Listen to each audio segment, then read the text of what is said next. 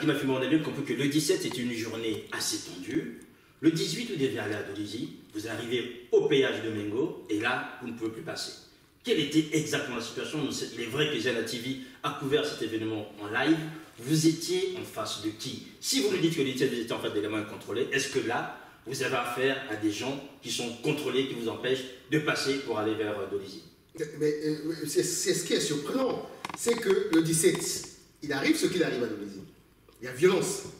Il y a violence. On tire sur les populations à main nue. Et je pense, parce que j'étais tout en haut, il y a eu un engagement d'une autorité militaire de dire, celui qui a tiré, parce que les populations l'ont reconnu, le fameux Zouloubal, Bad ou je ne sais quoi, je veux le mettre hors d'état de nuire, on va le prendre. Donc nous nous retrouvions le soir même, toujours en comité de crise avant le lendemain matin pour le départ pour Dolisie, pour regarder comment les choses se passent. Et nous nous sommes félicités d'abord d'avoir canalisé les populations. Vous voyez bien, 300 000, 350 personnes surchauffées, que vous canalisez jusque dans leur domicile respectif, sans casse. Ça a été un exploit. Dieu merci. Nous nous félicitons d'abord de cela. Et nous pensions pour nous qu'une information judiciaire devait être ouverte par rapport à ce qui venait de se passer. D'autant plus que nous avons une structure sur place à Pointe-Noire. Et nous décidions, bien entendu, le lendemain matin, en convoi, d'aller sur Dolisie. Et bien entendu, messieurs, grosse a été ma surprise. Et comme je le dis souvent dans mes posts sur Facebook, c'est là où j'ai retrouvé véritablement le Gondwana. Lorsque nous descendions de nos véhicules, parce qu'on nous arrête au niveau de la frontière, les populations, c'est au péage. Là, on est à Mengo. Exactement. D'ailleurs, on voit passer déjà les voitures blindées, avec des 12-7 et autres. On est surpris de constater que pourquoi cette armada militaire, les bérets rouges et tout, mais qu'est-ce que ça a à voir avec un convoi dans une espèce de référendum, de campagne référendaire? Mais la grosse surprise, c'était de voir ce fameux Zouloubal en train d'intimer l'ordre au convoi de repartir. Parce que les populations, nos partisans, l'ont reconnu. Oui. Et les bras me sont tombés. Dans quel pays nous sommes?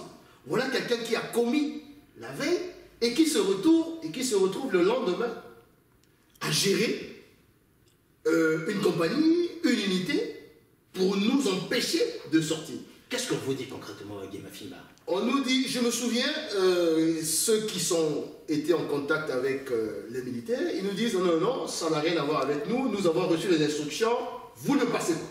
Ah bon? Il faut essayer d'appeler les autorités. Alors, il faut dire aussi qu'il y avait une instruction qui était ouverte par rapport empêchant toutes les personnes qui étaient présentes, notamment les responsables politiques, qui étaient présents lors de ce meeting, comme il y a eu coup de feu, qu'il fallait que le procureur en fait, fasse son travail. Non, non, non, c'est du vrai faux. Du vrai faux. Parce que nous avons découvert des documents antidatés. Antidatés, ça n'avait rien à voir. Lorsque nous sommes en comité de crise la veille, on pouvait nous informer qu'il y a une instruction qui est ouverte. Et rien de tout cela. Nous sommes informés de cette fameuse instruction lorsque nous sommes à Mengo. Qu'il y a une instruction. On leur demande de nous montrer le document qui le certifie. On n'a rien. Et qu'est-ce que nous faisons? Et à un moment, quand je parle d'opposition responsable, il faut me croire, monsieur. Nous avons encore là un convoi de plus de 40, 50, 60 véhicules avec des partisans. Certains surchauffés qui ne veulent pas entendre parler de cela. Pour eux, c'est de l'arbitraire. Et ils avaient raison. Pour eux, on doit forcer le passage. Nous disons non, il n'est pas question de forcer le passage. Et certains commencent à prendre leader contact avec les autorités, à la fois policières et de justice.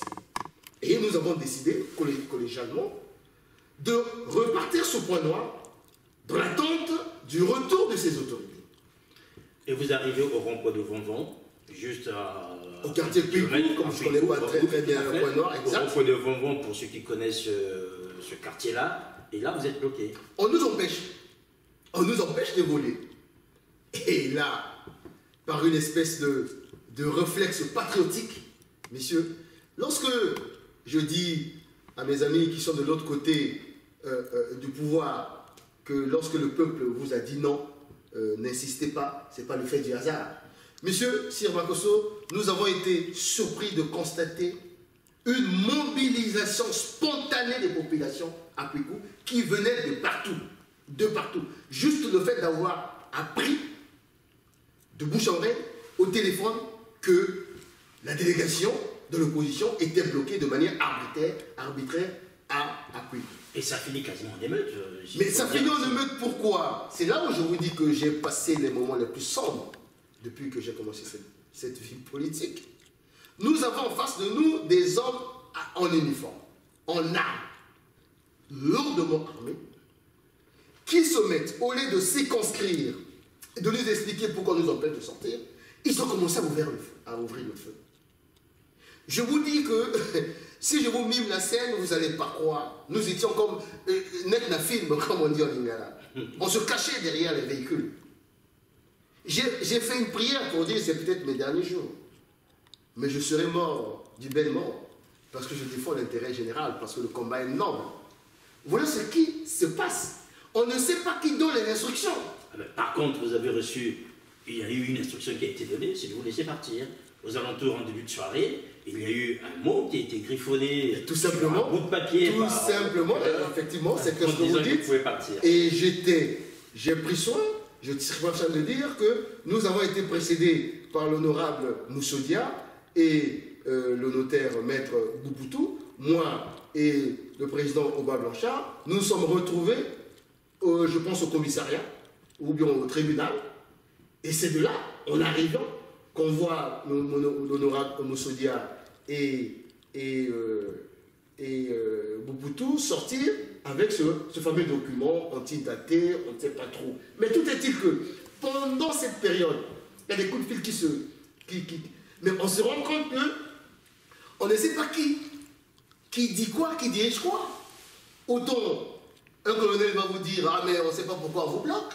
L'autre vous dira « Ah, nous avons reçu les instructions de Brazzaville ». Mais tout est-il que nous étions là encore dans ce que j'appelle un non-État. C'est l'impression que ce sont les écuries qui dirigent ce pays. Voilà, un non-État qui vous permet quand même de rentrer à Brazzaville, puisque une bonne partie de ces leaders venaient de Brazzaville. Et ce soir-là, vous êtes accueillis quasiment comme des rockstars à Maya Maya. Bien entendu.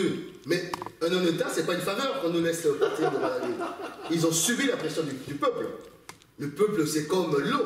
C'est comme le feu. Lorsqu'il se lève, vous ne pouvez rien faire. Ils étaient dans l'obligation de nous laisser sortir de Pointe-Noire. Mais nous avons eu le regret de constater que Dolizy, qui nous attendait massivement, n'a pas pu bénéficier du message que nous devions lui porter. Effectivement, ce matin-là, le soir même, il y en a qui sont partis, accueillis véritablement comme des héros. Et il y a encore une scène pour vous montrer à quel point ce pays, il y a les écuries qui dirigent. Je suis le matin à l'aéroport de Pointe-Noire. Je prends mon vol. Et qu'est-ce qui se passe? Je vois l'honorable Tati Magena, il se souviendra s'il me suit. Il va pour chercher son billet. Il y a quelqu'un qui sort pour lui dire « Monsieur, vous ne pouvez pas sortir. » J'ai assisté à cela. Je me rapproche de lui, mais l'honorable me dit « Mais non, moi, on ne veut pas me laisser sortir. » Je dis « Mais c'est pas n'importe quoi. » Il a dû faire venir l'honorable Mabio pour venir avec le texte. Parce qu'à l'aéroport, quelqu'un ne voulait pas le laisser sortir. Et lui, il avait ordre de qui de ne pas laisser sortir. Ben, voilà la question qu'on se pose. Et nous sommes là dans une suite logique, et ceci va en s'aggravant. On se rend compte que nous sommes là dans une espèce d'écurie. Une écurie qui donne une instruction, l'autre qui donne une contre-instruction. Et où va ce pays? Voilà la réalité. On va terminer avec cet épisode de Pointe-Noire Guy Mafimba. On n'a pas vu tous les leaders de l'opposition de Pointe-Noire. Oui. Bon. Quelles raisons avait-il avancé? Il y avait certains leaders qui devaient rester à Pointe-Noire, à Brazzaville, parce que, bien entendu, il fallait assurer une permanence. Tout à fait. Il fallait assurer une permanence. Certains ont avancé des raisons que je qualifierais de fantaisisme. Mais je ne veux pas revenir sur ça, parce que c'est créer la polémique pour la polémique. Je dis tout simplement que lorsqu'on mène un combat politique, on doit avoir le courage d'aller jusqu'au bout de sa logique. Voilà. Vous avez eu le courage d'aller jusqu'au bout de votre logique Guy Mafimba. On va faire un retour en arrière. Oui. On va bien se pencher du côté de Brazzaville. Oui. Nous sommes en septembre, quasiment le 27, où l'opposition organise un grand meeting qu'on a qualifié d'historique, des milliers de Congolais. Des centaines de milliers de Congolais. Débarquant de partout qui sont là. On vous a reproché, après ce meeting, le fait d'avoir laissé des gens rentrer chez eux, au lieu que vous alliez occuper en fait, le palais présidentiel, puisque dans les messages qui sortaient, il y avait cet objectif. Aujourd'hui, vous pensez que c'était une erreur? Du tout. S'il faut le refaire, nous le referons parce que je continue à dire que nous sommes une opposition responsable. Je continue à dire que nous sommes contre le changement de la Constitution parce que tout simplement nous sommes des légalistes. Le président Sassou est là jusqu'en août 2016. Jusqu'en août 2016, en juillet, il devait organiser les élections. Donc pour nous, le 27 décembre, ça devait être tout simplement une démonstration de force. Nous voulions démontrer à la face du monde et au niveau national que le fameux projet de changement de la Constitution était rejeté par la majorité de notre peuple. Et nous avons réussi cela. Donc, pour nous, il n'était pas question d'aller prendre le palais. Nous ne sommes pas des putschistes. Nous sommes des légalistes, nous sommes des oppositions responsables. C'est eux qui veulent nous amener sur un terrain. Croyez-moi, monsieur Sermatou. Nous pensions que en face, ils veulent de la justice.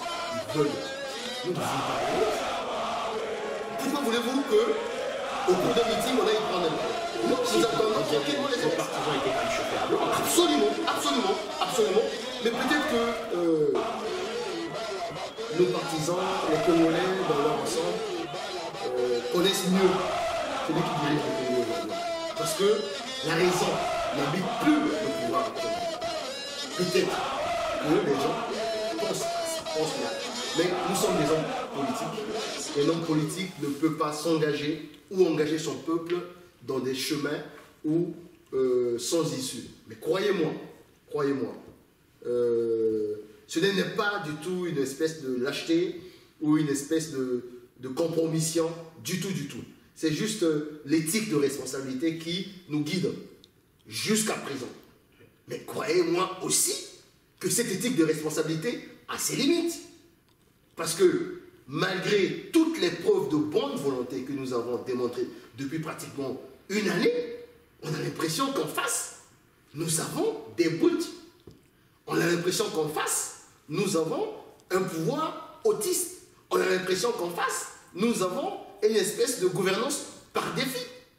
Mais croyez-moi aussi que, comme je l'ai dit, le peuple c'est comme l'eau, c'est comme le feu. Le jour où nous sortirons de cette éthique de responsabilité, chacun de nous prenons la responsabilité de ce qui adviendra. Alors, on va parler de cette éthique de responsabilité, Guy Mafimba. On reste toujours à Brazzaville. Le 20 octobre, vous déclenchez en fait cette fameuse désobéissance civile. On voit les dégâts humains dans les quartiers sud de Brazzaville. On voit que du côté nord, tout se passe quasiment normalement par rapport aux images qui circulent sur les réseaux sociaux. Pour ceux qui arrivent encore à se connecter, puisqu'il faut le dire qu'à ce moment-là, le Congo est quasiment en autarcie. On ne peut plus sortir quand on utilise les nouvelles technologies de la communication et de l'information.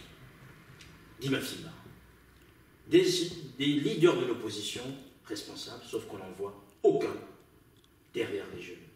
Aujourd'hui, il y a un de vos compagnons, M. Makaya, Paulin Makaya, emprisonné du fait, lui, d'avoir participé à une marche ce jour-là du côté de Goufliti. Est-ce que là aussi, on ne peut pas évoquer cette absence d'éthique pour les responsables politiques, puisqu'ils ont laissé ces jeunes-là se faire canarder, notamment ceux qui étaient dans les quartiers sud? Non, on ne peut pas dire ainsi.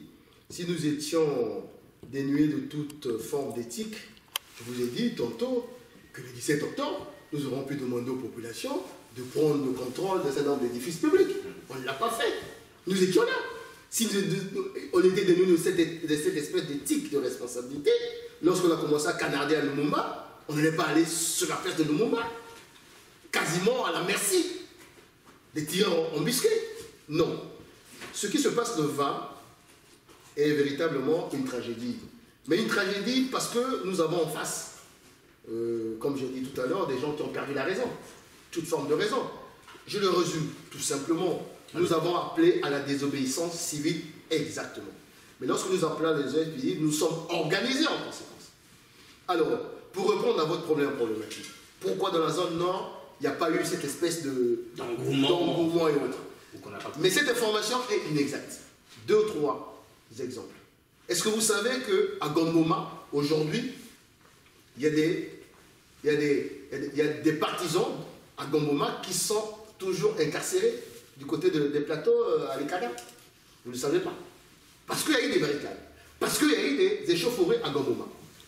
Qui sait qu'à l'Ekada, à Djambala, il y a eu des échauffourées? Personne ne le sait. Parce que peut-être que ça n'a pas été médiatisé. Mais il y a eu des échauffourées. À Olombo, Ongoni, il y a eu des échauffourées. Là, je parle de la partie nord de Brazzaville, du Congo, de Brazzaville, enfin, du Congo. Mais à Brazzaville, pour comprendre ce qui s'est passé et la violence qu'il y a eu au niveau de la partie sud de Brazzaville est plus ou moins contrôlée au niveau de la partie nord de Brazzaville, 2 ou 3 éléments d'appréciation. Premier élément d'appréciation, je pense qu'il y a eu un choix tactique qui n'était pas bon. L'objectif c'était que nos partisans se regroupent dans 3 endroits différents. Mairie de Mungali dans la partie nord, Savoyon de Brazza et du côté du PK dans la partie sud. Et ils devaient venir au point de rencontre qui était le boulevard Alfred Raoul. Mais qu'est-ce qui s'est passé? Très tôt dans la partie sud, les quartiers se sont retrouvés avec des hommes en civil, armés. Dans les quartiers, moi c'est un ami qui me réveille, je tais le nom, qui me réveille à 5 h, pratiquement 5 h. Pourquoi? Parce que il entend des détonations et il sort. Et donc les gens ont été violentés chez eux, dans les domiciles. Ils n'ont pas attendu dès 5 h du matin. Et comme par réflexe, c'est ce que a dit, bien entendu avec beaucoup de pertinence, le ministre Parfait Colonel, par réflexe, les gens se sont sentis agressés, ils ont voulu se défendre, mais nus. Et vous avez vu la violence avec laquelle, on y reviendra très certainement. Maintenant, dans la partie nord, l'objectif c'était que les gens se retrouvent à la mairie de Mungali. Malheureusement, le pouvoir, qu'est-ce qu'il fait? Le pouvoir va quasiment cueillir un certain nombre de points focaux, notamment beaucoup de partisans du ministre Kombi Salissa, dans les quartiers, à domicile. Et là aussi, aux premières heures de la matinée. Aux premières heures de la matinée. Oui. Mais les autres ne sont pas au courant. Pour un certain nombre de nos partisans, il faut se regrouper à la mairie. Mais il n'y a pas une présence aussi armée comme dans la partie sud. Oui.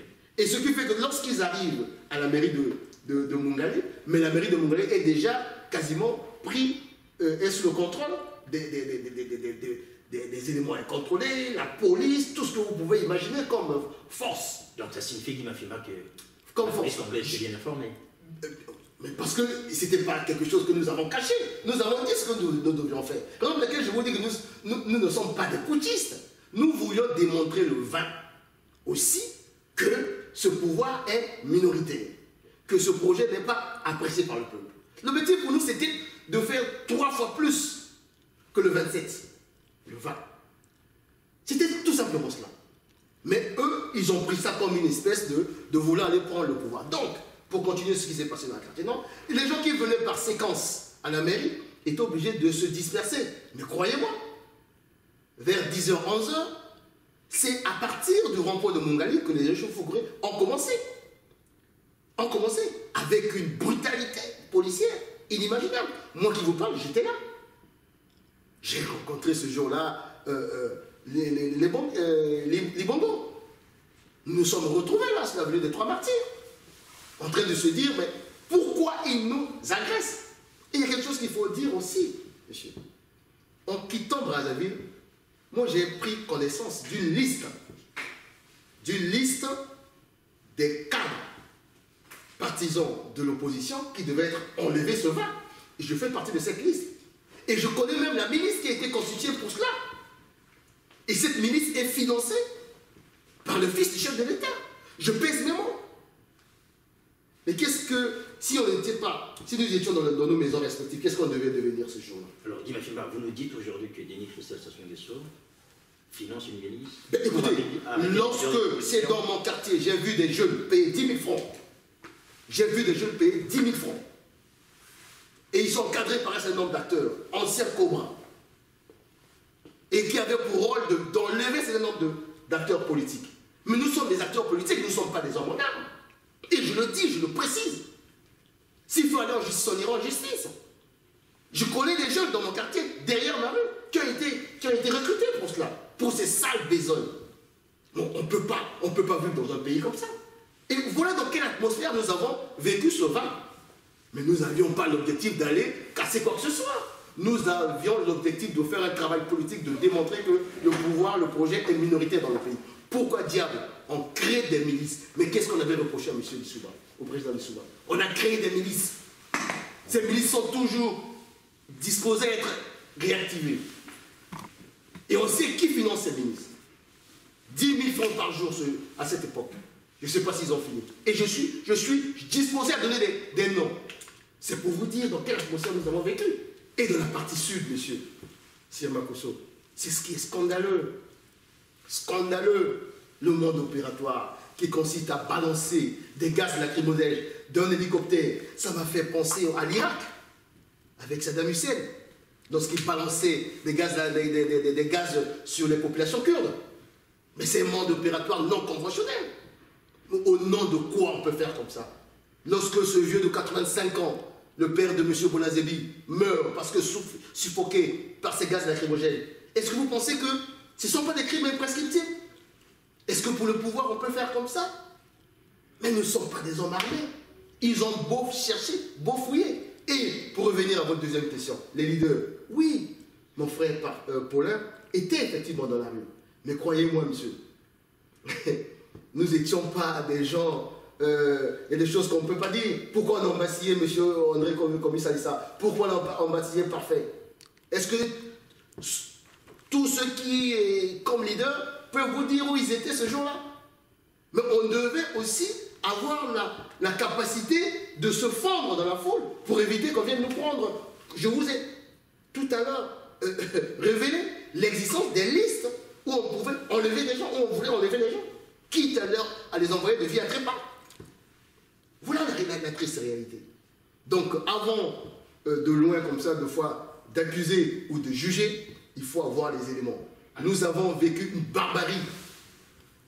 Nous avons vécu une barbarie pendant ces journées. Alors, Guy Machimba, toujours est-il que pour les observateurs, à ce moment-là, quand les images sortent où on voit toutes les atrocités du côté des quartiers sud, alors que dans les quartiers nord, je dirais, les gens se la coulent paisiblement, on se dit, là, il y a un vrai problème. Certains, et je pense que vous l'avez entendu, puisque vous êtes beaucoup sur les réseaux sociaux, ont accusé les leaders politiques originaires du Nord d'avoir plus ou moins jeté en pâture les populations du Sud, d'autant plus que là aussi, les atrocités qu'on a pu vivre avec ces quartiers Sud ont donné à certains, et aujourd'hui vous l'entendez, l'idée d'une scission quasiment, si vous me permettez l'expression, pour dire voilà, autant qu'on divise le Congo nord et le sud, d'autant plus qu'aujourd'hui, même au sein de l'opposition, on sent aussi, par rapport au traitement de cette journée-là, une certaine division et soit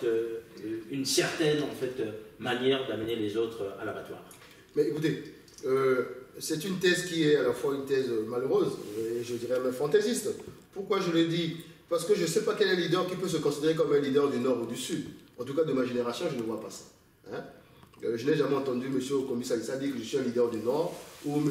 Kolela dire que je suis un leader du Sud. Ce sont des leaders nationaux. Maintenant, il est vrai qu'on aurait aimé que la partie Nord aussi emboîte le pas dans la contestation que la partie Sud, mais je viens de vous évoquer 2 ou 3 raisons qui ont poussé à cela, qui ont fait en sorte que ça ne prenne pas, la mayonnaise ne prenne pas. Mais une fois qu'on a dit cela, je dirais plutôt que la solution de la scission, mais c'est une solution de facilité. C'est une solution de facilité. Mais prenons quelques exemples, tout simplement. Est-ce que vous imaginez un monsieur comme Aubin Blanchard. Il est neveu du chef de l'État. Ce monsieur est privé des soins depuis combien de mois? Son fils de 3 ans qu'on prive de passeport. Ah bon, il n'est pas, il est quoi? Il est du nord, il est du sud. Mais Okombi Salissa aujourd'hui, l'honorable Okombi Salissa, vous imaginez le nombre de ses collaborateurs qui sont massillés, torturés aujourd'hui dans les prisons? Il est d'où? Non. Ne tombons pas dans ce piège du pouvoir. C'est un piège du pouvoir. C'est un plat réchauffé. On sait comment ces gens-là fonctionnent. Ils ont gardé ces méthodes staliniennes d'instrumentalisation. Moi qui vous parle, à chaque fois, on me lance ce défi-là. Ah oui, oui, tu as de vouloir trahir le pouvoir du Nord. Je dis, mais je suis désolé, moi je suis né à Pointe-Noire, grandi à Poto-Poto, je n'ai rien à voir avec ça. Autrement dit, j'attire l'attention de nos compatriotes. Ce combat, c'est un combat citoyen. Ce combat, c'est pour en finir avec ce que j'appelle aujourd'hui une dictature dans notre pays. Au moment où nous parlons aujourd'hui, il y a des gens qui sont arrêtés, embasillés, de toutes les parties de notre pays. Le dernier, c'est Guy Ngoya-Kessi. Guy Ngoya-Kessi. Il est bien de Makwa. Il est bien de Makwa. Donc, ce n'est pas l'essentiel aujourd'hui. Ce n'est pas l'enjeu aujourd'hui. L'enjeu, c'est que nous avons aujourd'hui une majorité républicaine que nous représentons, 95% de la population, des forces politiques et sociales qui disent non au changement de la Constitution et qui veulent que la démocratie s'enclenche véritablement dans notre pays. Et en face, nous avons un pouvoir qui est devenu un pouvoir quasiment clanique, sinon familial.